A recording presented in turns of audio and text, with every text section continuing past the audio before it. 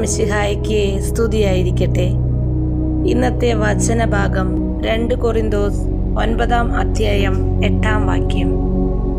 നിങ്ങൾക്ക് ആവശ്യമുള്ളതെല്ലാം സദാ സമൃദ്ധമായി ഉണ്ടാകാനും സൽകൃത്യങ്ങൾ ധാരാളമായി ചെയ്യാനും വേണ്ട എല്ലാ അനുഗ്രഹങ്ങളും സമൃദ്ധമായി നൽകുവാൻ കഴിവുറ്റവനാണ് ദൈവം. പ്രിയമുള്ളവരെ, ഒരു വ്യക്തി സൽകൃത്യങ്ങൾ കൊണ്ട് നിറയണമെങ്കിൽ അവനിൽ ദൈവത്തിൻ്റെ ചൈതന്യം നിറയണം.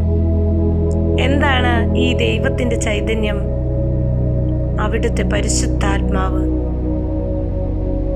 പരിശുദ്ധാത്മാവുള്ള ഒരു വ്യക്തിക്ക് മാത്രമേ സൽകൃത്യങ്ങളാൽ നിറയുവാനും മറ്റുള്ളവരിൽ ദൈവത്തെ കണ്ട് സ്നേഹിക്കുവാനുമുള്ള കൃപയുണ്ടാവുക. ഇന്നത്തെ വചനത്തിൽ ഈശോ നമ്മോട് പറയുകയാണ്, സൽകൃത്യങ്ങൾ ധാരാളമായി ചെയ്യാൻ വേണ്ട എല്ലാ അനുഗ്രഹങ്ങളും സമൃദ്ധമായി നൽകുവാൻ കഴിവുറ്റവനാണ് നമ്മുടെ ദൈവമെന്ന്. ആ സമൃദ്ധി നൽകുന്ന ദൈവത്തോട് നമുക്ക് പ്രാർത്ഥിക്കാം. ഓ നല്ലവനായ ദൈവമേ, സൽകൃത്യങ്ങളാൽ ഞങ്ങളെ ഓരോരുത്തരെയും നിറയ്ക്കണമേ.